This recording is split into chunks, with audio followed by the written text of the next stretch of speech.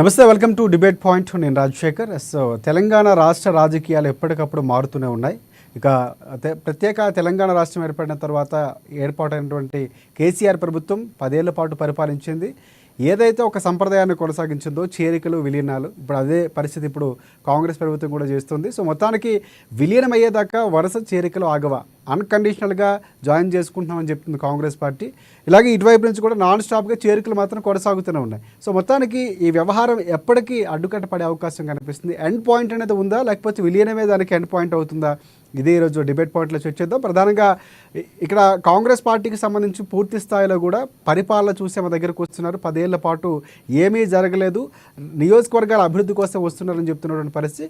కావాలనే మా దగ్గర నుంచి ఎమ్మెల్యేలు లాక్కునే ప్రయత్నం చేస్తుంది కాంగ్రెస్ పార్టీని బీఆర్ఎస్ పార్టీ ఆరోపిస్తుంది. ఇక బీజేపీ తమకేమీ తక్కువ కాకుండా బీజేపీ పార్టీ కూడా కావాలనే కేసీఆర్ వ్యూహాత్మకంగా పంపిస్తున్నారని కూడా బండి సంజయ్ లాంటి నేతలు వ్యాఖ్యానించినటువంటి పరిస్థితి ఉంది. సో మొత్తం ఇదన్నీ కూడా ఈరోజు డిబేట్ పాయింట్లో చర్చిద్దాం. ప్రధానంగా కాంగ్రెస్ పార్టీ నుంచి సాంబశివరావు గారు, అలాగే బీఆర్ఎస్ పార్టీకి సంబంధించి స్వామి వివేక పాటిల్ గారు ఉన్నారు, అలాగే బీజేపీ పార్టీకి సంబంధించి కుమార్ యాదవ్ గారు కాసేపట్లో జాయిన్ కాబోతారు, అలాగే అనలిస్ట్ పాపిరెడ్డి గారు కూడా ఉన్నారు, రాజకీయ విశ్లేషకులు. వారందరికీ కూడా ముందుగా అమానిస్ డిబేట్ తరపు నుంచి ప్రత్యేకంగా ధన్యవాదాలు, నమస్కారం. ఎస్, ప్రధానంగా కాంగ్రెస్ పార్టీ వ్యూహం ఏంటి అసలు? అంటే విలీనం చేసుకోవడం, గతంలో కేసీఆర్ ఏం చేశారో అదే విధానాన్ని ఇప్పుడు కొనసాగిస్తుంది కాంగ్రెస్ పార్టీ అని ప్రధానంగా చర్చ నడుస్తుంది. సో దానికి ఏమంటారు సాంబశివరావు గారు? ప్రధానంగా కాంగ్రెస్ పార్టీ విలీనం చేసుకోవడమే ధ్యేయమా, పార్టీ బలం పెంచుకోవడం? అంటే పూర్తిగా ఇంకో కామెంట్స్ కూడా చేశారు ఈ మధ్య ఇక్కడ ఉన్నటువంటి నేతలు మంత్రులు ఎవరైతే ఉన్నారో, మేము పూర్తిగా 6 నెలల్లో పార్టీని మొత్తంగా విలీనం అయిపోతుంది, పార్టీ పూర్తిగా కింద పడిపోతుంది, ప్రభుత్వం కూలిపోతుంది అనే వ్యాఖ్యలు కూడా చేశారు. దానికి కౌంటర్గా చేస్తుందని చెప్పి కూడా బీఆర్ఎస్ పార్టీ ఆరోపిస్తుంది. ప్రధానంగా ఒకసారి మేము పార్టీని పూర్తిగా విలీనం చేయము, లేకపోతే పార్టీ పడిపోదని మా వ్యాఖ్యలు చేస్తే, సో ఇలాంటి కామెంట్స్ చేస్తే కనుక ఆగిపోయే అవకాశం ఏముందని కూడా కొంతమంది మంత్రులు చేశారు. నిజంగా బీఆర్ఎస్ పార్టీకి సంబంధించి గతంలో ఏం చేస్తుంది, మీరు అదే చేసే ప్రయత్నం చేస్తున్నారు. అంటే ఎండ్ పాయింట్ ఏమైనా ఉందో, దీనికి సంబంధించి చేరికలు ఇంకా కొనసాగుతాయా? అందరికీ నమస్కారం అండి. అమ్మా న్యూస్ ఛానల్ కి నమస్కారాలు సార్. ఇప్పుడు అప్పుడు చేర్చుకున్నప్పుడు రైట్ అయినప్పుడు ఇప్పుడు మా పార్టీకి ఎందుకు రైట్ కాదండి? ఇది మీరు ఆలోచించండి. ఇప్పుడు ఆ రోజు అబ్సల్యూట్ మెజారిటీ ఉన్నప్పుడు కూడా తీసుకున్నారు అందరినీ, మరి ఈ రోజు మా పార్టీ తీసుకుంటే తప్పు అవుతుంది. అప్పుడు మీరు చేసిందేమో రైట్, ఇప్పుడు మేము చేసిందేమో రాంగ్ అవుతుందా అండి? ఇప్పుడు ఏ పార్టీకైనా అన్ని పార్టీలకు అప్లికబుల్ అవుతుంది ఇది ఖచ్చితంగా. ఇది పాయింట్ అండి ఏముండదు. సాంబశివరావు గారు, అంటే వాళ్ళు చేశారు ఆ తప్పుడు మీరు కొనసాగించాలనుకుంటున్నారా, లేకపోతే సరిదిద్దాలనుకుంటున్నారా? తప్పెందుకు అనుకుంటున్నారు సార్? అభివృద్ధిని చూసి ఆ రోజు కేసీఆర్ గారి అభివృద్ధిని చూసి ఎమ్మెల్యేలు అందరు జాయిన్ అయినారు అని అన్నారు. ఈ రోజు కూడా రేవంత్ రెడ్డి మా ముఖ్యమంత్రి గారు అభివృద్ధిని చూసి జాయిన్ అవుతున్నారని మేము అంటున్నాం సార్. తప్పకుండా ఇప్పుడు అభివృద్ధి ఎమ్మెల్యేలు ఇప్పుడు ఈ రోజు కాన్స్టిట్యున్సీలలో ప్రజలకు మాట ఇస్తారు, ఇది మీకు డెవలప్ చేస్తాం, ఇది చేస్తామని గెలుస్తారు. కాబట్టి ఖచ్చితంగా ప్రజలకు మాట ఇచ్చిన వాటికి నిలబెట్టుకోవాలంటే ప్రభుత్వం అధికారంలో ఉన్న పార్టీకి వస్తే ఎమ్మెల్యేలకైనా ఎవరికైనా కొంచెం పనులు ఈజీగా అవుతుంది, మంచిగా ఉంటుంది అనేది కాన్సెప్ట్. ఆ కాన్సెప్ట్ తోటి డెవలప్మెంట్ కోసం వస్తున్నారు తప్ప దానికేదో వాళ్ళు తీసుకున్నారు వీళ్ళు తీసుకున్నారు. మరి ఆ రోజు ఎమ్మెల్యేని మరి కేసీఆర్ గారు ఎలా తీసుకున్నారండి? మరి చెప్పండి, మీరే చెప్పండి. వాళ్ళు చేస్తే తప్పు కాదు, మేము చేస్తే తప్పు అనేది మాత్రం రాంగ్ అండి. ఇప్పుడు కాకపోతే ఇప్పుడు వచ్చే వాళ్ళు ఏదైతే అభివృద్ధిని కాంక్షించి వస్తున్నారో తప్పకుండా అందరూ వస్తారండి. ఇదేం ఆగదండి. మొత్తం ఎమ్మెల్యేలు వచ్చేవరకు అందరు వచ్చేంత వరకు ఏం ఆగదు. ఇది ఖచ్చితంగా అందరూ వస్తారు. అందరూ వస్తారు అంటే పూర్తి స్థాయిలో ప్రతిపక్షమే లేకుండా చేసే ప్రయత్నం కాంగ్రెస్ పార్టీ చేస్తుందా? అట్లా కాదండి. అట్లాంటి ఉద్దేశం ఏం లేదు. కాంగ్రెస్ పార్టీకి అలాంటి ఉద్దేశం ఏం లేదు. ప్రతిపక్షం మరి అట్లాంటప్పుడు కేసీఆర్ గారు ప్రతిపక్షం లేకుండా చేసినప్పుడు అండి అప్పుడు చెప్పండి మీరే. అదే అడుగుతున్నా. కేసీఆర్ కొనసాగించారు, రేవంత్ రెడ్డి కొనసాగిస్తున్నారు సార్. రాజశేఖర్ గారు, మీరు చేస్తే కరెక్ట్ అవుతుంది, మేము చేస్తే రాంగ్ అవుతుందా? అది ఎక్కడి న్యాయం అండి? న్యాయం అందరికి ఒకటే కదా, సెక్షన్ అందరికి ఒకటే కదండి. రైట్. మీరు మాట్లాడే వర్షన్ ఎట్లా ఉంది? బీఆర్ఎస్ పార్టీ సంబంధించి వివేక్ పాటిల్ గారు ఉన్నారు. వివేక్ పాటిల్ గారు, ప్రధానంగా మీ పార్టీకి సంబంధించి గతంలో కేసీఆర్ ఈ సంప్రదాయానికి ముందు నాంది పలికింది ఆయనే, కాంగ్రెస్ పార్టీ ముందు నుంచి ఆరోపించింది, పార్టీ ఫిరాయించడానికి ఆయనే ఆద్యుడయ్యారు. ఇప్పుడు అదే కొనసాగుతుంది. మీరేం చేస్తారు, మీకు అదే వస్తుంది, అదే పాఠం. సో ఇక్కడ కొనసాగుతుంది. సో దానికి మీరేమంటారు? తాను నేర్పిన విద్య. ఎస్ సాంబశివరావు గారు, మళ్ళీ మీ దగ్గరికి వస్తాను. వివేక్ పాటిల్ గారు చెప్పండి. మరియు ఛానల్ చూస్తున్నటువంటి ప్రేక్షకులందరికీ నమస్కారాలు. ఈ రోజు కాంగ్రెస్ పార్టీ చెప్తా ఉన్నారు ఏదైతే వాళ్ళ యొక్క అభివృద్ధిని చేసి వాళ్ళ అభివృద్ధిని చూసి ఎమ్మెల్యేలు జాయిన్ అవుతా ఉన్నారని. ఏం చేశారండి అభివృద్ధి? ఎక్కడ జరిగిందండి అభివృద్ధి? మీరు అధికారంలోకి వచ్చిన తర్వాత నుండి జరిగింది ఎలక్షనే. కానీ మార్చి 15 నుండి ఎలక్షన్ కూడా ఉంటే వివేక్ పాటిల్ గారు చిన్న కరెక్షన్, మీ ఎవరైతే మీ మీ 7 మీ నెలల మీ కాలంలో ఎమ్మెల్యేలు మీరు జాయిన్ ఏం అవుతున్నారో ఆ చేశారు? మీ ఎమ్మెల్యేలే 6 పథకాలు చెప్తున్నారు అమలు చేశారా? అభివృద్ధిని మీరు చూసి ఏం ఏది జరగలేదని జాయిన్ అవుతున్నారని చెప్తున్నారు. ఎమ్మెల్యేలు జాయిన్ అయినవుతున్న ఎమ్మెల్యేలు చెప్తున్నారు. మీరు ఏది అమలు చేశారని చెప్పి ఈ రోజు ఎమ్మెల్యేలు జాయిన్ అవుతా ఉన్నారు. ఈ రోజు మీకు గ్రేటర్ హైదరాబాద్ పరిధిలో 24 నియోజకవర్గాలు జిహెచ్ఎంసీ పరిధిలో ఉంటే మీరు గెలిచిన ఎమ్మెల్యేల సంఖ్య ఏంది? 0. గ్రేటర్ హైదరాబాద్ పరిధిలో కాంగ్రెస్ పార్టీకి ఒక్క ఎమ్మెల్యే కూడా గెలవలేదు. మీరు గ్రేటర్ హైదరాబాద్ పరిధిలో ఒక్క ఎమ్మెల్యే కూడా గెలవలేదు. ఈ రోజు మీరు మాకు 39 మంది ఎమ్మెల్యేలు ఉంటే ఒక ఎమ్మెల్యే గారు జరిగిపోవడం జరిగింది. ఇప్పుడు 38 మంది ఎమ్మెల్యేలు ఉన్నారు. ఈ 38 మంది ఎమ్మెల్యేల మీరు భయపెట్టి ఈ రోజు మీరు మా పార్టీలో జాయిన్ అయితేనే మీ నియోజకవర్గానికి నిధులు ఇస్తాం, మీరు మా పార్టీలో జాయిన్ అయితేనే మీ నియోజకవర్గ అభివృద్ధికి సహకరిస్తామని చెప్పి బెదిరించి మా పార్టీ ఎమ్మెల్యేలను జాయిన్ చేసుకుంటా ఉన్నారు. సరే, మేము మేము గతంలో మేము చేసింది తప్పన్నారు, అదే తప్పును మీరు కొనసాగిస్తున్నారు. చేయండి. ఈ రోజు మేము బేషరతుగా అడుగుతా ఉన్నాం. ఎట్లయితే కేశవరావు గారు మా పార్టీ నుండి మీ పార్టీలో జాయిన్ అయితే తన యొక్క ఎంపీ పదవికి రాజీనామా చేసి ఉన్నత విలువలతోని మరి ఏదైతే పార్టీ మారినప్పుడు రాజీనామా చేశారో కేశవరావు రాజ్యసభ ఎంపీ గారు, అదే విధంగా మరి మా పార్టీలో గెలిచి మీ పార్టీ బీ ఫామ్ మీద పోటీ చేసినటువంటి దానం నాగేందర్ గారు అయితేనేమి, ఇప్పుడు జాయిన్ అయినటువంటి ఎమ్మెల్యే గాని మీ మీ పార్టీకి నిబద్ధత ఉంటే, మీ పార్టీకి సిద్ధాంతాలు ఉంటే, మీరు నైతిక విలువలను పాటిస్తే మీ పార్టీలో జాయిన్ అయినటువంటి మా బిఆర్ఎస్ పార్టీ బీఫామ్ మీద గెలిచినటువంటి ఎమ్మెల్యేలను మీరు బేషరతుగా రాజీనామా చేపియండి. మళ్ళీ మళ్ళీ మీ కాంగ్రెస్ పార్టీ బీఫామ్ మీద మీకు దమ్ముంటే గెలిపించుకోండి అని చెప్పి ఈ సందర్భంగా అమ్మా న్యూస్ ఛానల్ వేదికగా స్వామి వివేక్ పటేల్ బిఆర్ఎస్ కార్యకర్త నేను సవాల్ చేస్తా ఉన్నాను. మీకు దమ్ముంటే మీకు మీ పార్టీలో జాయిన్ అయినటువంటి ఎమ్మెల్యేలను రిజైన్ చేపియండి. రిజైన్ చేపించి మీ కాంగ్రెస్ వివేక్ పాటిల్ గారు ఇదే సిద్ధాంతం గతంలో కాంగ్రెస్ పార్టీ కూడా మిమ్మల్ని ప్రశ్నించింది. 2014 నుంచి మీరు 10 ఏళ్ల పాటు అధికారంలో అప్పుడు కాంగ్రెస్ పార్టీ కూడా సేమ్ ఇలాగే రాజీనామా చేసి జాయిన్ చేయించుకోవాలి కేసీఆర్కి సవాల్ విసినటువంటి పరిస్థితి. కానీ అప్పుడు పాటించినటువంటి సాంప్రదాయం ఇప్పుడు మీరు అడగటం సబబు అనుకుంటున్నారా, లేకపోతే కాంగ్రెస్ పార్టీ ఫాలో అవడం రాంగ్ అంటారా? దానివల్ల నష్టపోయామని చెప్తున్నాను కదండి. మేము ఏ ఎమ్మెల్యేలు అయితే కాంగ్రెస్ పార్టీ నుండి జాయిన్ చేసుకున్నామో ఓడిపోయింది ఆ ఎమ్మెల్యేలే. ఎవరికైతే మేము కాంగ్రెస్ పార్టీ నుండి జాయిన్ చేసుకొని వాళ్లకు మళ్ళీ టికెట్లు ఇచ్చామో మొన్న ఓడిపోయింది వాళ్ళే. సిట్టింగ్ ఎమ్మెల్యేలు ఎవరు ఓడిపోయారు? ఎవరైతే మా పార్టీలో మేము జాయిన్ చేసుకున్నామో, మీ కాంగ్రెస్ పార్టీ నుండి వచ్చిన వాళ్ళని జాయిన్ చేసుకున్నాం, వాళ్ళే 10 మంది ఎమ్మెల్యేలు ఓడిపోయారు. ఈ రోజు మేము చెప్తా ఉన్నాం కదా. మళ్ళీ మీ దగ్గరికి వస్తాను వివేక్ పాటిల్ గారు, మళ్ళీ మీ దగ్గరికి వస్తాను. ఎస్, మన రాజకీయ విశ్లేషకులు పాపిరెడ్డి గారు ఉన్నారు. ఎస్ పాపిరెడ్డి గారు, ప్రధానంగా అంటే మనం చాలా సందర్భాల్లో మన డిబేట్లోనే మాట్లాడుకున్నాం, అంటే ఒక సంప్రదాయానికి నాంది పలికింది. సో దీనికి ఎక్కడో దగ్గర ఫుల్ స్టాప్ అనేది ఉంటుందా, ఎండింగ్ పాయింట్ ఉంటుందా లేదనేది ఒక సందిగ్ధ. కానీ ఇప్పుడు ప్రజెంట్ కొనసాగుతున్నటువంటి చేరికల పరంపర ఏదైతే ఉందో, సో విలీనం వరకు దారితీస్తుందా, లేకపోతే ఏ వ్యూహంతో కాంగ్రెస్ పార్టీ లేకపోతే బీఆర్ఎస్ పార్టీ ఉన్నాయి, ఏ విధంగా చూడొచ్చు అంటారు? అంటే ఇద్దరు నేతల యొక్క కామెంట్స్ కూడా చూశారు మీరు, ఇటువైపు సాంబశివరావు గారు కానీ లేకపోతే వివేక్ పాటిల్ గారి వాయిస్ విన్నారు, ఏమంటారు? ఇప్పుడు అటు సాంబశివరావు గారు కాంగ్రెస్ పార్టీ మాట్లాడింది, ఇటు వివేక్ పాటిల్ గారు బీఆర్ఎస్. ఇప్పుడు నేను మొదలు టీఆర్ఎస్ పాటిల్ గారు మాటల నుంచి మొదలు. ఇప్పుడు పాటిల్ గారు, మీరు మాకు సిద్ధాంతాలు ఉన్నాయి, ఇది ఏది మేము దాని ప్రకారం నేను ఇప్పుడు ఉన్నోళ్ళంతా రిజైన్ చేయాలని మాట్లాడుతున్నాను. ఈ 2014, 2018లో ఏం చేసినారో మేము అదే చేస్తున్నాం. సాంబశివరావు గారు మొన్న ఓపెన్గా చెప్తున్నాడు. ఆయన శశిభూషణ్ పోకుండా అది అనుకుంటే స్ట్రైట్గా చెప్పాడు, మీరేం చేశారో మేము అది.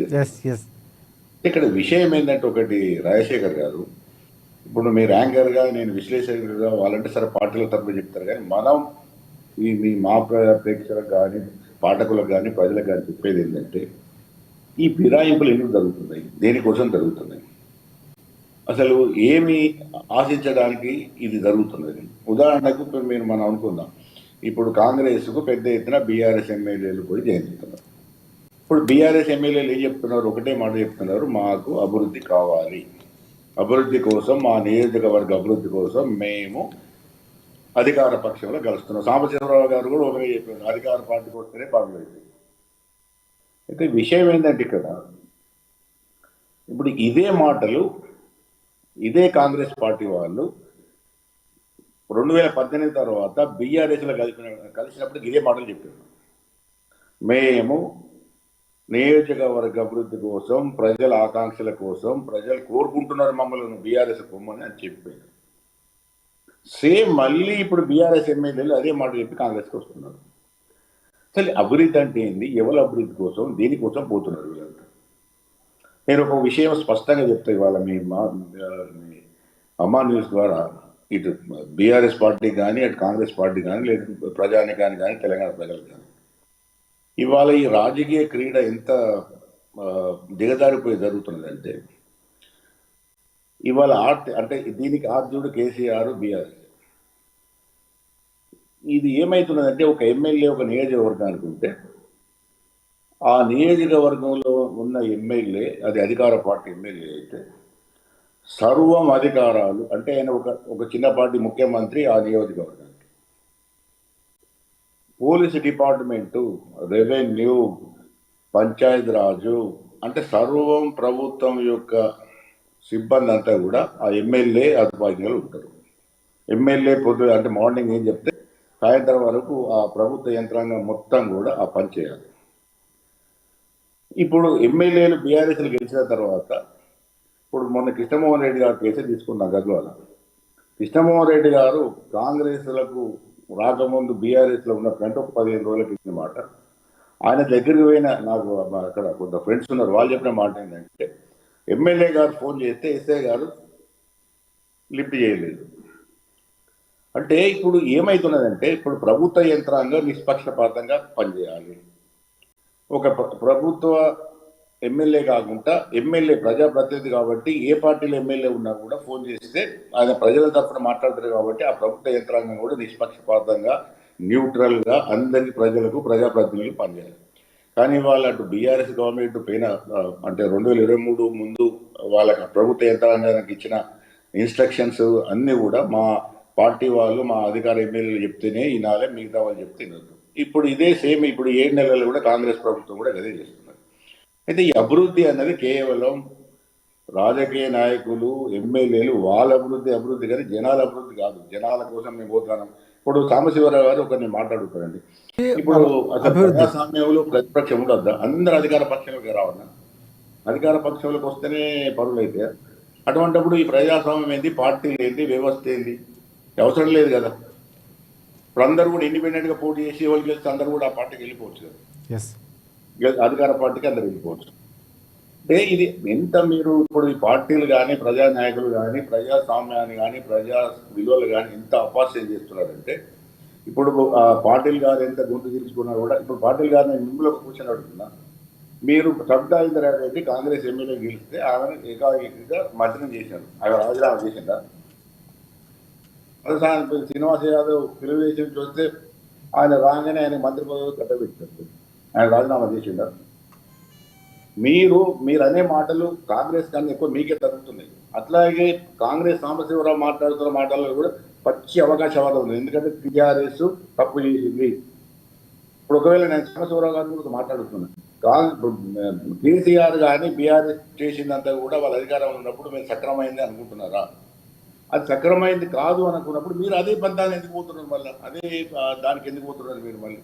అంటే ఇవన్నీ కూడా అన్ని రాజకీయ పార్టీలు నీతులు, నియమాలు, సిద్ధాంతాలు అన్నీ కూడా పక్కకు పెట్టి కేవలం అధికారం కూడా ఎట్లా జరుగుతున్నది అంటే, ఈ అధికార ఎమ్మెల్యే అంటే రైట్ పాపిరెడ్డి గారు మళ్ళీ మీ దగ్గరికి వస్తాం. రాజశేఖర్ ఒక నిమిషం. అంతిమంగా అధికార పార్టీలో జాయిన్ అయ్యి అన్ని విలువలకు తిలోకార్థాలు ఇచ్చి వాళ్ళ అధికారాన్ని, వాళ్ళ ఆస్తులను, వాళ్ళ ఏదైతే పవర్ను నిలుపుకోవడం కోసం ఇది పోతున్నది. అంతేగాని ఏ సిద్ధాంతాలు లేవు. సాంబశివరావు గారికి 73-74 ఎమ్మెల్యేలు వచ్చినాయి, సరిపోతుంది కాంగ్రెస్కు. 80-90-100 వస్తే ఏం చేయలేదు. బీఆర్ఎస్ మీ ఒకరు గుర్తుపెట్టుకొని, బీఆర్ఎస్ ఎన్నికల్లో ఉంటే 103 ఎమ్మెల్యేలతో ఎన్నికలకు పోతే వాళ్ళు ఓడిపోయారు. మీరు 6 ఎమ్మెల్యేలతో పోతే మీకు అధికారం వచ్చింది. కాబట్టి వాస్తవాన్ని మర్చిపోయి మాకు అధికారం ఉన్నది కాబట్టి మేము ఇష్టమైనట్టు చేస్తామని మీరు అనడం, అధికారంలో మేము చేసినాం కానీ ఇప్పుడు తప్పు చేస్తున్నారు కాంగ్రెస్ అని బీఆర్ఎస్ అనడం జనాలు చూస్తున్నారు. ఏ పార్టీని కూడా పెద్ద గొప్ప చేస్తామని జనాలు అనుకుంటలేదు. ఎస్, కానీ జనాల్లో కూడా మార్పు లేదు. సాంబశివరావు గారు, ఒకటి మీ పార్టీకి సంబంధించి ఇంకొక అంశం కూడా వస్తుంది ప్రధానంగా. అంటే ముందు నుంచి కూడా ఇక్కడ పాపిరెడ్డి గారు మాట్లాడుతున్నా, బయట నుంచి మాట్లాడుతున్నా, ఒక సంప్రదాయం అనేది కేసీఆర్ని స్టార్ట్ అయింది, కొనసాగిస్తున్నారు మీరు. భవిష్యత్తులో కూడా మళ్ళీ ఇలాగే ఉండబోతుంది. అంటే ఇప్పటికే దాదాపుగా 9 మంది వచ్చారు మీకు. ఫిగర్ మొత్తం 73 అయినటువంటి పరిస్థితి కనిపిస్తూ ఉంది. ముందున్నటువంటి సిపిఐతో 74.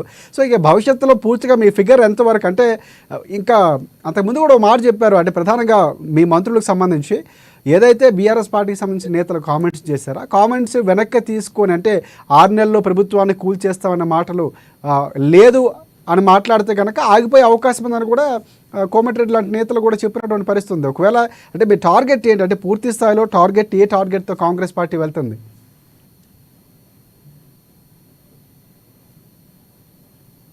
సాంబశివరావు గారు. Yes sir. ఎస్, బీజేపీ నుంచి కుమార్ యాదవ్ గారు. ఎస్, బీజేపీ పార్టీకి సంబంధించి కూడా కొన్ని వస్తున్నటువంటి పరిస్థితి కనిపిస్తుంది. అంటే ఇక్కడ ప్రధానంగా బీజేపీ పార్టీకి సంబంధించి బండి సంజయ్ లాంటి నేత కొన్ని కామెంట్స్ చేశారు, కావాలనే ఇక్కడ నుంచి ఎమ్మెల్యేలు పంపిస్తున్నారనే వ్యాఖ్యలు కూడా చేసినటువంటి పరిస్థితి ఉంది. దానికి ఏమంటారు? ఎస్ అన్న వినబడుతుందా? ఎస్. ముందుగా అమ్మా న్యూస్ ప్రేక్షకులకు, అలాగే నాతో పాటు డిబేట్ లో ఉన్నటువంటి బీఆర్ఎస్ నాయకులకి, అలాగే కాంగ్రెస్ పార్టీ నాయకులకు, విశ్లేషకులకు అందరూ కూడా నమస్కారం. బండి సంజయ్ గారు మాట్లాడినటువంటి మాట వాస్తవము మనకు కనపడతా ఉన్నది. మొన్ననే గత వారం 10 రోజుల కిందనే ఫామ్ హౌస్ లో, కేసీఆర్ గారి ఫామ్ హౌస్ లో ఈ 6 ఎమ్మెల్యేలు ఎవరైతే 6 జాయిన్ అవుతున్నారో, ఈ 6 ఎమ్మెల్యేలు కేసీఆర్ గారితో చర్చ జరిగింది. చర్చ జరిగిన తర్వాత వీళ్ళు ఒకరి తర్వాత ఒకరు ఇవాళ కాంగ్రెస్ పార్టీలకు పోతున్నటువంటి తీరు కనపడుతున్నది కనుకనే వాళ్ళ బండి సంజయ్ గారు మాట్లాడినటువంటి మాట వాస్తవ రూపాన్ని దాల్చుతా ఉన్నది. కేసీఆర్ గారు పంపిస్తున్నారో మరి ఏం జరుగుతుందేమో తెలియదు, కానీ ఇవి 2 పార్టీలు గతంలో బీఆర్ఎస్ ప్రభుత్వం కావచ్చు, ఇవాళ కాంగ్రెస్ ప్రభుత్వం కావచ్చు, ఇవి రాజకీయ వ్యభిచార కుంపటిలుగా తయారైపోయినాయి. వ్యభిచారికి సంబంధించినటువంటి ఏదైతే ఆ పదం వాడుతున్నా అంటే మీరు అర్థం చేసుకోండి. ఇవాళ కడుపు ఆకలి కోసమో, కన్న పిల్లల ఆకలి కోసమో వ్యభిచారం చేస్తున్నారేమో గాని, కేవలం వాళ్ళ స్వార్థ ప్రయోజనాల కోసం, వాళ్ళ సొంత ఎజెండా కోసం, వాళ్ళ స్వంత అభివృద్ధి కోసం ఇవాళ ఈ రోజు ఈటల రాజేందర్ గారు మీ పార్టీలో జాయిన్ అయ్యారు. ఎక్కడి నుండి జాయిన్ అయ్యారు? ఈ రోజు మొన్న మీరు ఎంపీ టికెట్ ఇచ్చారు కదా, మొన్న మీరు ఎంపీ టికెట్లు ఇచ్చారు కదా, మీరు ఎంపీ టికెట్ ఇచ్చిన వాళ్ళందరూ ఎక్కడి నుండి వచ్చారు? మొన్న మీరు వివేక్ పాటిల్ గారు ఒక్క నిమిషం.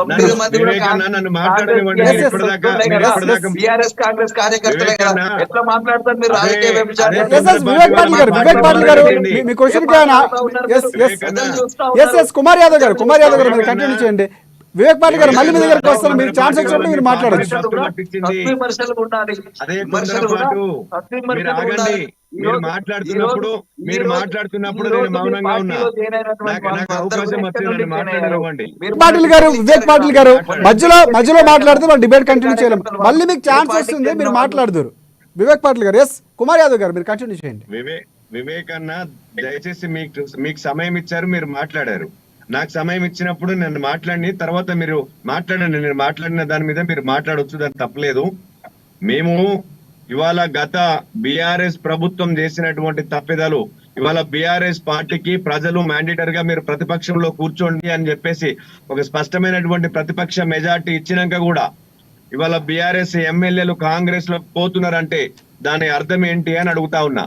ఇవాళ కాంగ్రెస్ పార్టీ కూడా మొన్న ఎలక్షన్లకు వచ్చినప్పుడు భారత రాజ్యాంగం, బాబాసాహెబ్ అంబేద్కర్ రచించినటువంటి రాజ్యాంగాన్ని పట్టుకున్నటువంటి ఈ కాంగ్రెస్ పార్టీ అగ్రనాయకుడు రాహుల్ గాంధీ గారు ఇవాళ పార్టీ ఫిరాయింపుల చట్టం కోసం పనిచేస్తామన్న మీరు ఇవాళ ప్రజలకు ఏం చెప్తున్నారని చెప్పేసి అడుగుతా ఉన్నాం. మేము ఇవాళ కాంగ్రెస్ పార్టీని అడుగుతా ఉన్నాం. కాంగ్రెస్ ఈ రాష్ట్ర ముఖ్యమంత్రి గారిని, మీ అగ్రనాయకుడు అయినటువంటి రాహుల్ గాంధీని, రాజ్యాంగం బుక్కు పట్టుకునే సరిపోదు, రాజ్యాంగంలో పొందుపరిచినటువంటి అంశాలన్నింటినీ కూడా చదవాల్సినటువంటి అవసరం ఉంటది. కాంగ్రెస్ పార్టీ నుంచి ఎవరు లేరు, రాజ్యాంగాన్ని కూడా అనుసరించాల్సినటువంటి అవసరం ఉంటది.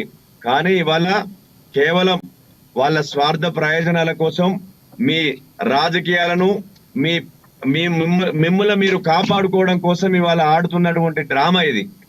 ఈ ఎమ్మెల్యేలు పోయేటువంటి ఎమ్మెల్యేలు ఎవరు కూడా ప్రజల అభివృద్ధి కోసం పోతున్నటువంటి ఎమ్మెల్యేలు కాదు.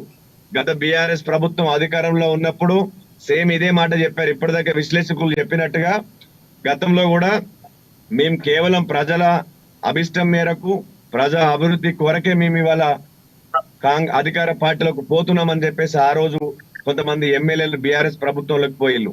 ఇవాళ సేమ్ అదే ఎమ్మెల్యేలు ఇవాళ మా దగ్గర శేర్లింగంపల్లి నియోజకవర్గం నుండి ఆర్కేపూడి గాంధీ గారు ఆ రోజు 2014 తెలుగుదేశం పార్టీ నుంచి గెలిచి ఆ రోజు భారతీయ జనతా పార్టీ తోటి పొత్తుతోటి ఆ రోజు గెలిచిన తర్వాత నియోజకవర్గం అభివృద్ధి జరగాలంటే నేను అధికార పార్టీ బీఆర్ఎస్ లోకి పోవాలి, ప్రజలందరూ కోరుకుంటున్నారని చెప్పేసి ఆ రోజు బీఆర్ఎస్ పార్టీలోకి పోయిండు. మరి గడిచిన 10 ఏళ్లలో నువ్వు ఎంత అభివృద్ధి చేసినావు ఇవాళ ప్రజలకు చెప్పాల్సినటువంటి అవసరం ఉన్నది. మరి ఆ అభివృద్ధి 10 ఏళ్ల నుంచి నువ్వు చేయలేదా? మళ్ళీ ఇవాళ అభివృద్ధి కోసం ఇవాళ కాంగ్రెస్ ప్రభుత్వంలో పోతున్నా అంటున్నావు. మరి గత 10 ఏళ్లలో నువ్వు అభివృద్ధి శూన్యమా? నువ్వు చేసినటువంటి అభివృద్ధి అంటే అభివృద్ధి చేయకనే ఇవాళ కుమార్ యాదవ్ గారు మళ్ళీ మీ దగ్గరికి వస్తా మళ్ళీ మీ దగ్గరికి వస్తా. ఎస్, వివేక్ పాటిల్ గారు ఇందాక మీరు మాట్లాడుతూ కూడా ఈటల రాజేందర్కి సంబంధించి మీరు మాట్లాడారు. ఎస్, కంటిన్యూ చేయండి. రాజేందర్ కావచ్చు, అక్కడ వాళ్ళ పార్టీలో ఎవరైతే ఎంపీలు గెలిచిర్రో గెలిచిన ఎంపీలలో 8 మంది ఎంపీలు గెలిస్తే అన్న ఆరుగురు ఎంపీలు ఈ రోజు మా పార్టీ నుండి పోయి వాళ్ళ పార్టీ బీఫామ్ మీద అంటే ముందు రోజు అంతకు 2 రోజుల ముందు అంతకు 6 నెలల ముందు ఈటల రాజేందర్ గారు రాజీనామా చేసి మళ్ళీ ఉప ఎన్నికలకు గెలిచారు. మరి మా పార్టీ నుండి మీ పార్టీలో జాయిన్ అయిన వాళ్ళు మరి ఒక్కసారి సర్పెక్సల్ లెక్క వాళ్ళు క్లీన్ అయ్యారా? మరి వాళ్ళు కాదా రాజకీయ మా పార్టీ సిద్ధాంతం ఉన్నది. మేము మా ఒక్క రోజు ముందు జాయిన్ అయిన వాళ్ళకి కదా మీరు జాయిన్ అయింది. ఒక్క రోజు ముందు జాయిన్ అయిన వాళ్ళకి కదా నేను మళ్ళీ చెప్తున్నా, మా పార్టీ సిద్ధాంతం ఏంది? వేరే పార్టీ నుంచి వెళ్ళి మా పార్టీలకు వస్తే మా పార్టీలో అట్లా కాదు, మేము వాళ్ళని రాజీనామా చేయించినాం కదా. మీరు రాజీనామా చేయించారు? రాజీనామా చేసి మా దాంట్లో మిగతా వాళ్ళు ఎవరు చేశారు?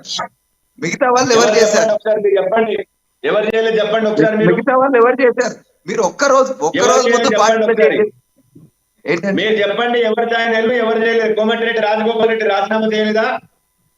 ఈటల రాజేందర్ రాజీనామా చేయలేదా? ఎవరు చేయలేదు చెప్పండి. బీపీ పాటిల్ ఎంపీ గారు మీ దాంట్లో జాయిన్ అయ్యారా? ఎప్పుడు జాయిన్ అయ్యారు? ఎలక్షన్ ముందు కదా. ఎలక్షన్ చెప్తా ఉన్నారు. మా పార్టీ బీఫామ్ మీద పోటీ చేసిండు కదా. యుఎస్ కోర్టులో గెలిచిన వ్యక్తి వివేక్ పాటిల్ గారు కుమార్ యాదవ్ గారు ఒక పార్టీ గుర్తు మీద గెలిచిన తర్వాత ఇంకో పార్టీలో చేయడం, ఇది ప్రధానంగా చేరికల గురించి మనం మాట్లాడుకుంటున్నాం. ఎస్, పాపిరెడ్డి గారు ఇక్కడ ఇంకొక డిస్కషన్ కూడా మనకి ప్రధానంగా ప్రజల నుంచి వినిపిస్తుంది. అంటే పార్టీ ఫిరాయింపుల చట్టాలు పేరుకే ఉన్నాయా, అంటే పాటించేటటువంటి పార్టీలు కానీ లేకపోతే దాని సిద్ధాంతంగా చట్టపరంగా తీసుకెళ్లేటువంటి పరిస్థితి కూడా ఎక్కడ కనిపించట్లేదు. దీనికి సంబంధించి భవిష్యత్తులో ఎలాంటి కార్యాచరణ ఉండాల్సిన అవసరం ఉందంటారు? అంటే ప్రజల నుంచి కూడా ఒక పార్టీ గెలిచిన తర్వాత ఓడిన తర్వాత కూడా వాళ్ళ ధోరణి కూడా కొంతవరకు మారింది. డబ్బులు ఇస్తే ఓటు వేస్తాం, ఏ పార్టీ అయితే ఏముంది, ఎవరు వచ్చినా మా పరిస్థితులు ఇంతే, ఈ ధోరణిలో కూడా జనాలు వచ్చారు. జనాల్లో మార్పు రావాల్సిన అవసరం ఉందంటారా?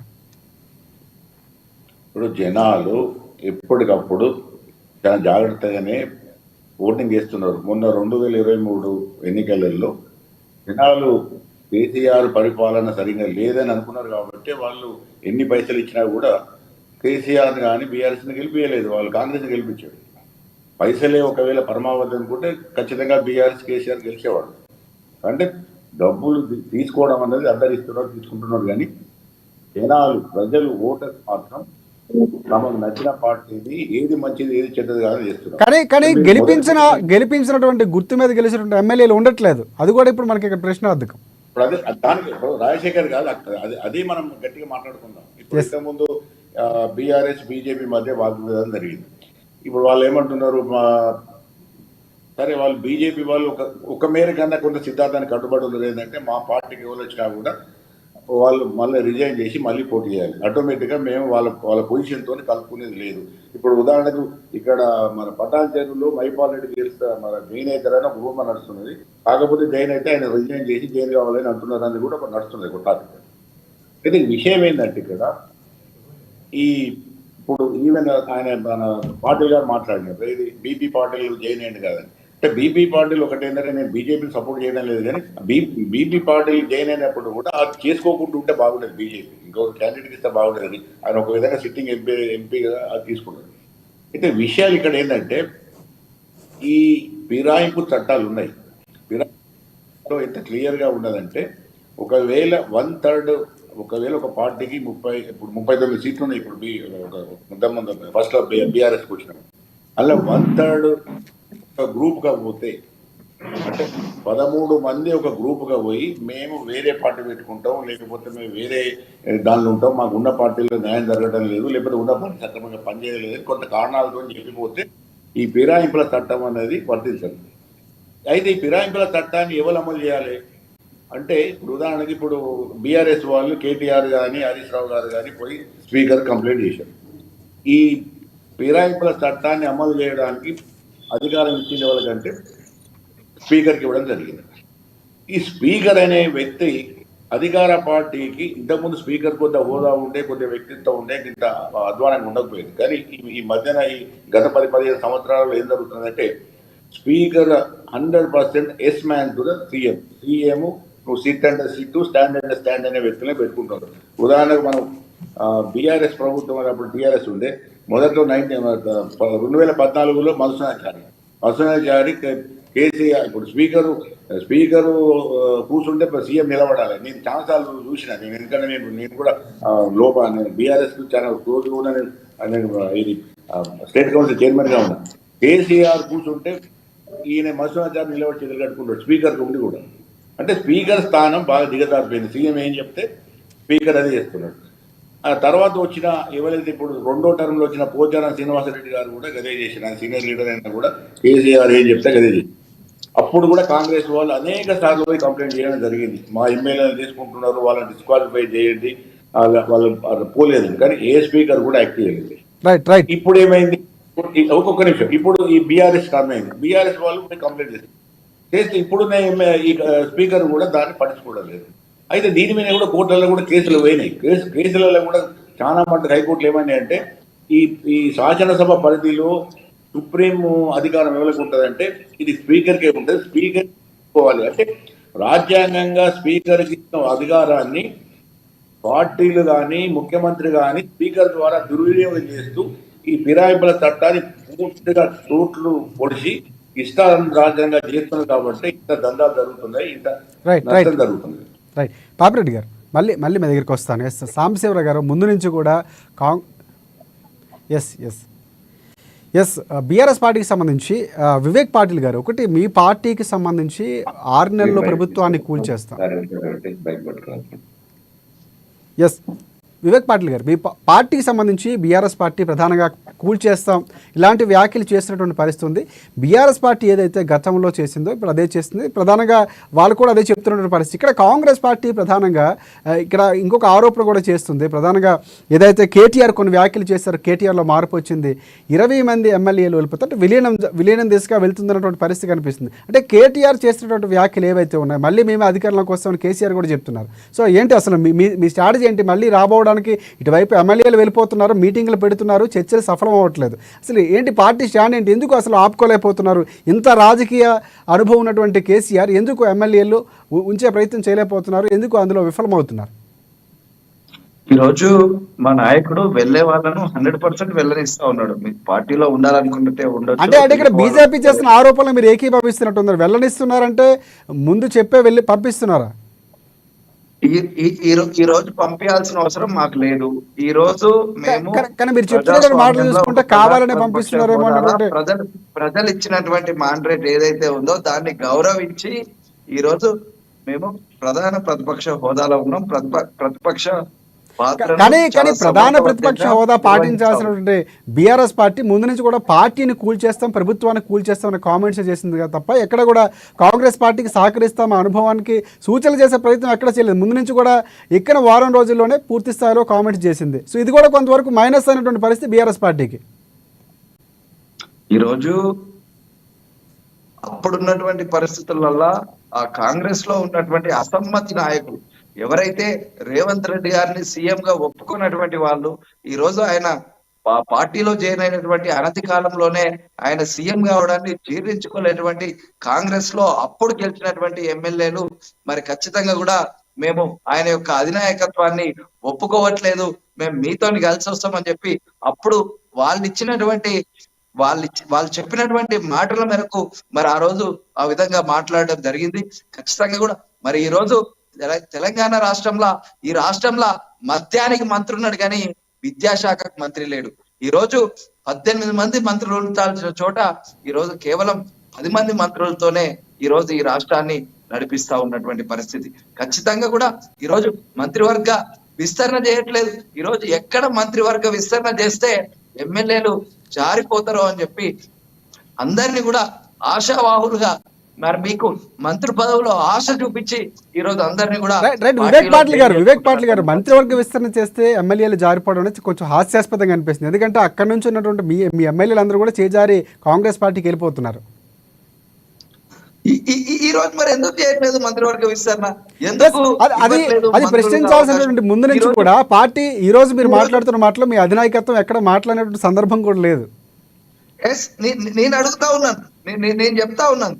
ఈ రోజు మా పార్టీ తరఫున నేను మా పార్టీ స్టాండ్ నేను తెలియజేస్తా ఉన్నాను. నేను ఖచ్చితంగా కూడా ఈ రోజు వివిధ వర్గాలుగా ఈ రోజు మా పార్టీలో ఉన్నటువంటి వ్యక్తులందరం కూడా మా యొక్క స్టాండ్ ను వివిధ మాధ్యమాల ద్వారా ఈ రోజు మేము ప్రజలకు చేరవేస్తా ఉన్నాం.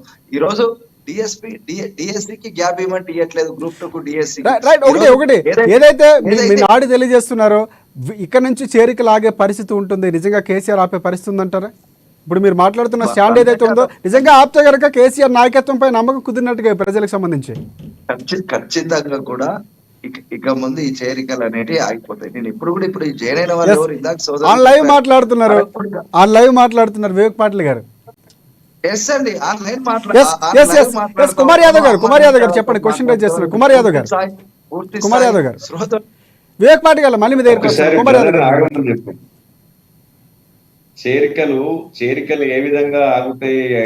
వివేక్ అన్న అట్లా ఆపలేరు కదా. మీరు కేసీఆర్ మీరు కూడా పని చేసిరు కదా గతంలో. ఎవరు కూడా మీరు చేసినటువంటి తప్పిదమే. గత కేసీఆర్ గారు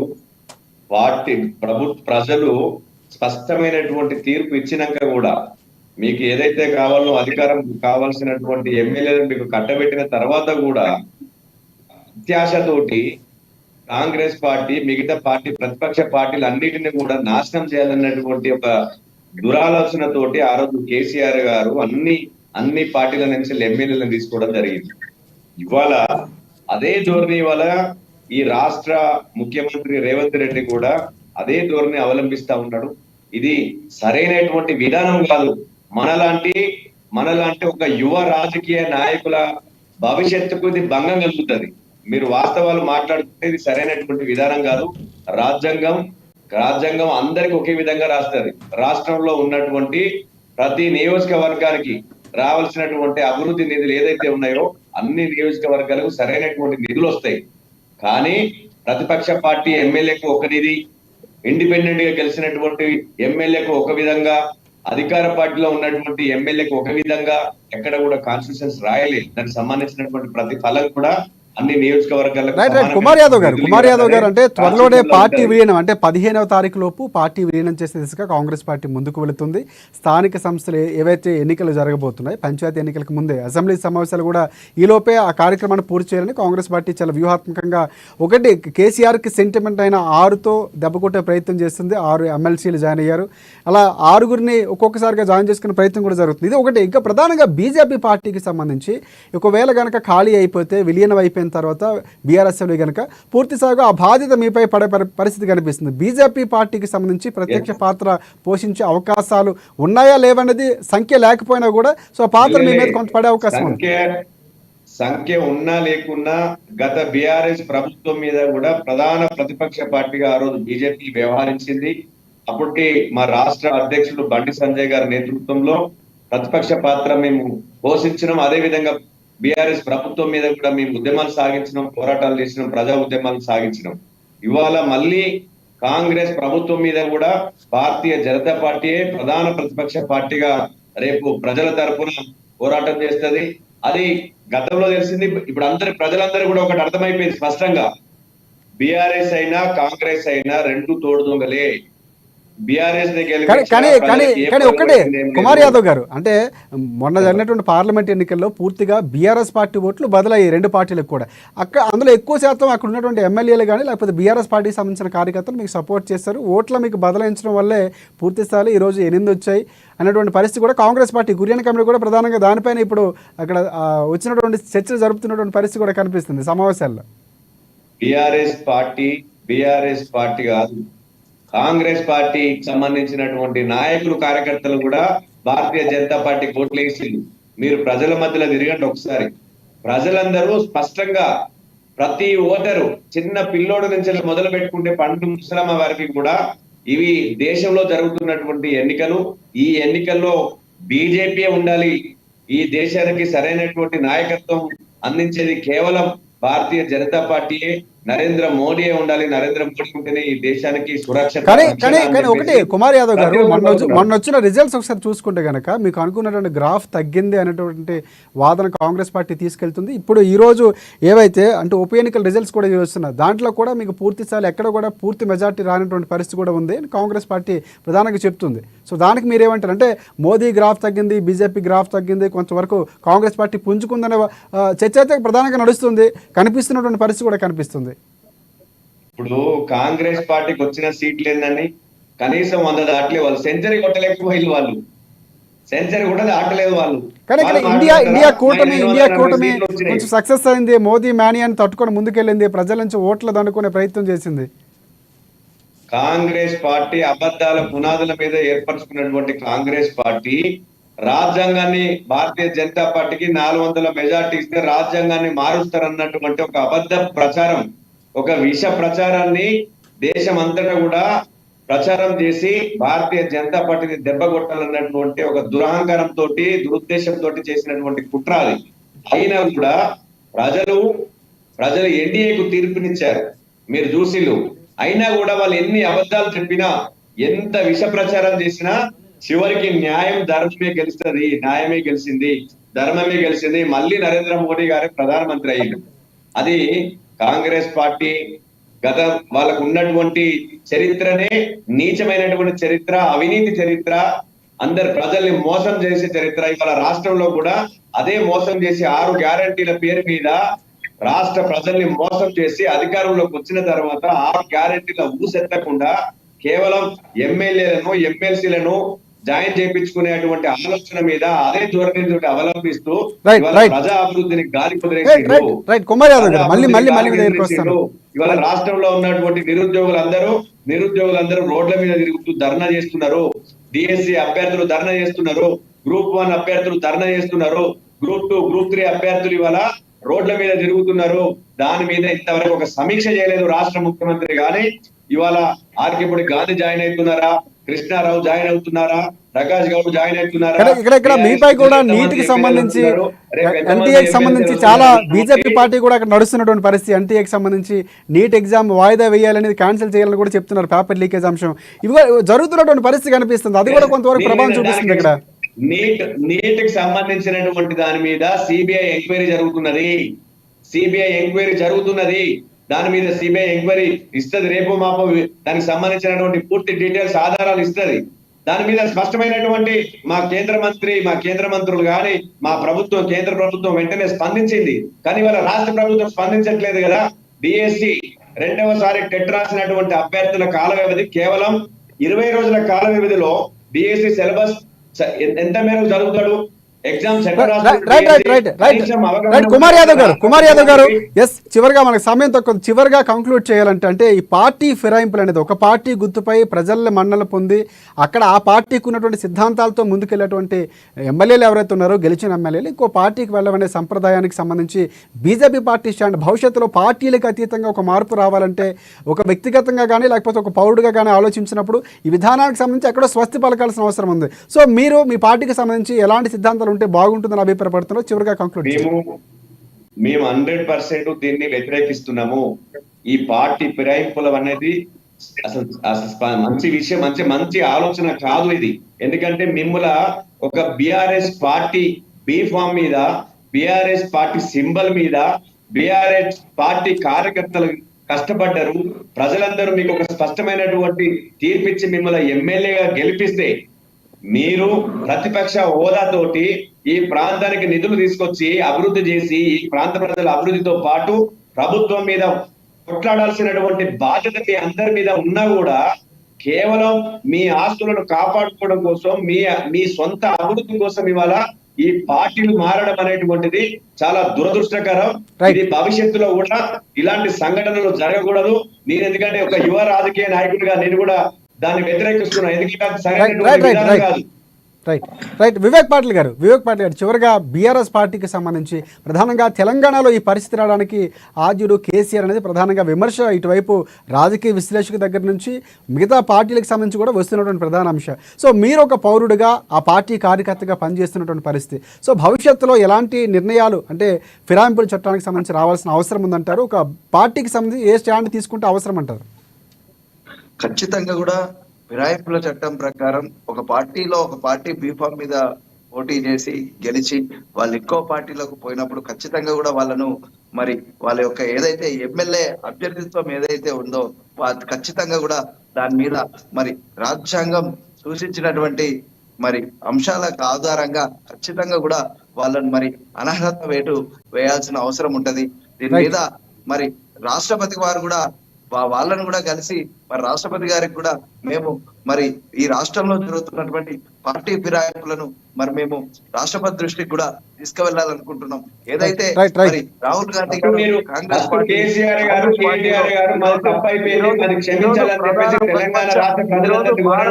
ప్రధాన ప్రతిపక్ష పార్టీ అధ్యక్షులుగా ఉన్నటువంటి వివేక్ పాటిల్ గారు మీ పార్టీ లీడర్స్ మాటలు మాట్లాడితే బాగుండని అభిప్రాయం చాలా మంది ఎక్స్పెక్ట్ చేస్తున్నారు.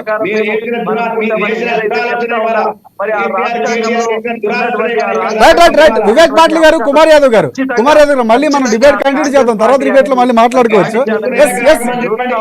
కుమార్ యాదవ్ గారు వివేక్ పాటిల్ గారు రైట్ పాపిరెడ్డి గారు చివరిగా రెండు పార్టీలు వర్షన్స్ విన్నారు. పాపిరెడ్డి గారు, వివేక్ పాటిల్ గారు ప్రధానంగా అంటే ఆ స్థాయి దాటిపోయింది. మీరు మాట్లాడే మాటలు మీ పార్టీ అధినేతలు మాట్లాడుంటే బాగుండేది, కేసీఆర్ కేటీఆర్, బట్ ఓకే అది మనం మాట్లాడదాం. ఎస్ వివేక్ పాటిల్ గారు, థ్యాంక్ యూ.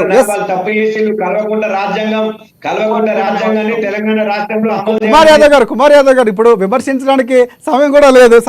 ఎస్ పాపిరెడ్డి గారు చెప్పండి. ప్రధానంగా అంటే చాలా అనుభవం ఉన్నటువంటి రాజకీయ విశ్లేషకులుగా చాలా సందర్భాలు చూస్తుంటారు. అంటే ఈ సంప్రదాయం అనేది కొనసాగుతూనే ఉంది, ఎక్కడ ఎండింగ్ ఉంటుందంటే లేనటువంటి పరిస్థితి కూడా కనిపిస్తుంది. అంటే అందరి పార్టీలో లోపల ఉన్నటువంటి అభిప్రాయం ఉన్నా కూడా రాజకీయ అవసరాల కోసం లేకపోతే వ్యక్తిగత అవసరాల కోసం పార్టీ మారుతున్నటువంటి సంప్రదాయం కొనసాగుతుంది. సరే, ఇక్కడ ఒక పార్టీ మారడం అనేది కాకుండా ఎమ్మెల్యేగా గెలిచిన తర్వాత మారడం అనేది కొంతవరకు ప్రజలకు ఉన్నటువంటి మనోభావాలు, ప్రజలు వేసినటువంటి ఓటుకి కొంతవరకు అవమానపరుస్తున్నారా లేకపోతే తిరస్కరిస్తున్నారా, ప్రజల యొక్క అభిప్రాయాలకి ఒక విలువైనటువంటి పరిస్థితి కూడా ఉంది. కానీ ప్రజల్లో మార్పు రావాల్సిన అవసరం ఉందంటే పక్కన పెడదాం. ఇక్కడ రాజకీయ నాయకులకు సంబంధించి ఫిరాయింపుల చట్టానికి సంబంధించి భవిష్యత్తులో ఎలాంటి మార్పులు రావాల్సిన అవసరం క్లియర్ కట్గా చివరిగా కంక్లూడ్ చేయండి. ఇప్పుడు రాజశేఖర్ గారు, నేను అటు యాదవ్ గారికి ఇటు పాటిల్ గారికి, ఇప్పుడు మనం అందరం కూడా ఓటర్స్ ప్రజలను తెలంగాణ సమాజం కానీ భారత సమాజం కానీ బాగా ఉండాలని కోరుకునే వాళ్ళం. అయితే రాజకీయాలలో కనీసం కొన్ని విలువలు, కొన్ని సాంప్రదాయాలు ఉంటాయి. విలువలు మాకు అక్కర్లేదు, సాంప్రదాయాలు అక్కర్లేదు, మా చేతుల అధికార దండం ఉన్నది, మా ఇష్టం వచ్చినట్టు చేస్తామంటే జరిగే పరిణామాలు కానీ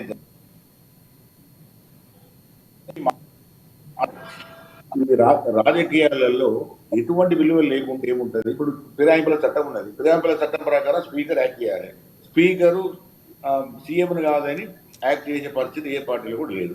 అంటే ఒక చట్టాన్ని ఈజీగా ఒకటే విషయంతో దాన్ని పక్కవారేసి, ఒకవేళ నిజంగానే ఫిరాయింపుల చట్టం ప్రకారం ఫిరాయింపు జరిగిన ఎమ్మెల్యేలకు అనర్హత వెయిట్ ఉంటుంది, ఎమ్మెల్యే షిప్ పోతుంది అని భయం ఉంటే ఇంత ఈజీగా చేయరు. కానీ అధికార పార్టీ ఎంత భరోసా ఇస్తున్నదంటే, మీరు మా అధికార పార్టీకి వస్తే స్పీకర్ మావుడు నీకు వచ్చిన నష్టం ఏమి లేదు, హాయిగా అధికార పార్టీలో ఉన్న అన్ని అధికారాలు నువ్వు అనుభవించవచ్చు, ఎంజాయ్ చేయవచ్చు. ఇంతకుముందు విజయయాదవ్ గారు చెప్పినట్టు నీ ఆస్తులు కూడా పెట్టుకోవచ్చు. ఇక్కడ హైదరాబాద్ ఎమ్మెల్యేలు అందరూ కూడా రియల్ ఎస్టేట్ కూడా అందరూ కూడా రియల్ ఎస్టేట్ లో పెద్ద పెద్ద ఏది అవి చేస్తున్నారు. అందరు కూడా రియల్ ఎస్టేట్ ఇప్పుడు కాంగ్రెస్ రాకపోతే నడవదు కాబట్టి కాంగ్రెస్ వచ్చింది. వాళ్ళు ఏదో అభివృద్ధి కోసం రాలేదు, జనాల కోసం రాలేదు, ఎవరి కోసం రాలేదు. అది ప్రజలకి ఒక క్లారిటీ వచ్చింది. ప్రజలకు మీరు అన్నట్టు ఏ క్లారిటీ, ఎవరు ఏ రాజకీయ నాయకులు ఏ పార్టీ మారుతున్నది ఒక క్లారిటీ ఉంది. But okay, right, thank you. అయితే ఒకటి రాజశేఖర్ గారు నేను చెప్పాను,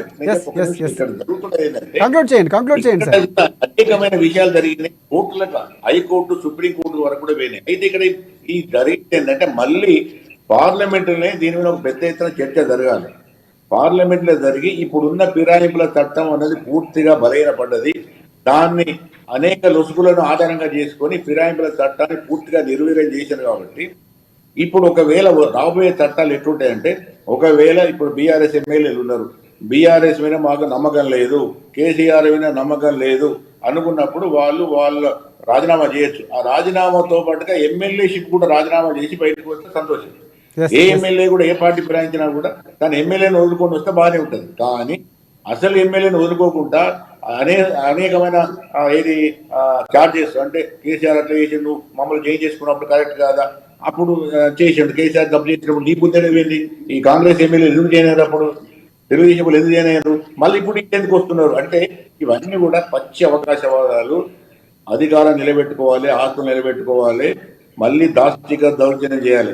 బీఆర్ఎస్ ఏదైతే ధరణి తీసుకొచ్చిన తర్వాత ఎమ్మెల్యేలకు ఎంత అధికారాలు ఇచ్చిందంటే, ఒక్కొక్క ఎమ్మెల్యే ఒక్కొక్క నియోజకవర్గంలో తన ఇష్టాలుగా ఎన్ని దుర్మార్గాలు చేసిందో ఆ పీన ప్రభుత్వం చేశారు. దాదాపు కాంగ్రెస్ ప్రభుత్వం కూడా గదే కొనసాగింపు చేస్తున్నారు. కాబట్టి ఎమ్మెల్యేలు అందరూ పోతున్నారు. ఇంకొకటి ఏంటంటే, మీరు అడిగేదిగా ఎంతమంది పోతారు అని, విఠల్ గారు, పాటిల్ గారు, ఒకటి ఎంతమంది పోతారంటే, వాళ్ళు మొన్న కాంగ్రెస్ లో లెక్క చెప్తున్నారు, మీకు 12 మంది ఎమ్మెల్యేలు ఉంటే అధికార ప్రతిపక్ష హోదా ఉంటుంది.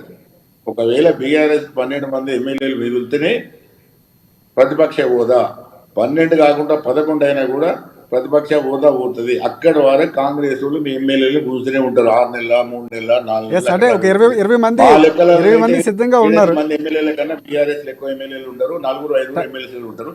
అక్కడి నుంచి మీ చేసుకుంటారా, కొట్లాడుకుంటారా నాకు తెలియదు. కానీ చివరికి బీఆర్ఎస్ పార్టీ కుటుంబం ఏదైతే ఉందో కుటుంబ పార్టీగా అక్కడ వరకు మిగిలే అవకాశం ఉంది. రైట్, థ్యాంక్ యూ పాపిరెడ్డి గారు. అండ్ ప్రధానంగా డిబేట్లో పాల్గొన్న స్వామి వివేక్ పాటిల్ గారు బీఆర్ఎస్ పార్టీకి సంబంధించి వారికి, అలాగే కాంగ్రెస్ పార్టీకి సంబంధించి సాంశివరావు గారు వారు కూడా వచ్చి వెళ్ళిపోయారు, వారికి కూడా ధన్యవాదాలు. అండ్ బీజేపీ పార్టీకి సంబంధించి కుమార్ యాదవ్ గారికి ప్రత్యేకంగా ధన్యవాదాలు. అండ్ అనలిస్ట్ పాపిరెడ్డి గారికి కూడా. ఇవి డిబేట్ పాయింట్. అండ్ ప్రధానంగా ఒక పార్టీపై గెలిచినటువంటి ఎమ్మెల్యేలు ఎవరైతే ఉన్నారో నియోజకవర్గం నుంచి పార్టీలు మారడం అనేది సమంజసంగా సాగుతున్నటువంటి పరిస్థితి కనిపిస్తుంది. అదే సమంజసమా కాదా అనే చర్చ మనం ప్రధానంగా చూసాం. మార్పు రావాల్సిన అవసరం ఉంది. ఇంకోటి ఇక్కడ తెలంగాణకు సంబంధించి ఇప్పుడు ఏదైతే నడుస్తుందో విలీనం అనే ఏదైతే గతంలో ఏం జరిగిందో అంతవరకు కూడా స్పష్టంగా చేరికలు కొనసాగుతూనే ఉంటాయనేది మాత్రం స్పష్టంగా నడుస్తున్నటువంటి చర్చ, అది క్లియర్గా కరెక్ట్గా తెలుస్తున్నటువంటి పరిస్థితి కనిపిస్తూ ఉంది. చూద్దాం భవిష్యత్తులో ఎలాంటి పరిస్థితులు రాబోతున్నాయి, రాజకీయాలు ఎలాంటి మార్పులు రాబోతున్నాయి బీఆర్ఎస్ పార్టీకి సంబంధించి కానీ కాంగ్రెస్ పార్టీకి సంబంధించి బీజేపీ పార్టీల్లో. ఇది ఇవాళ డిబేట్ పాయింట్. రేపు డిబేట్ పాయింట్లో మళ్ళీ కలుసుకుందాం. అంతవరకు చూస్తూనే ఉండండి అమ్మా న్యూస్, నిజం కోసం జనం కోసం.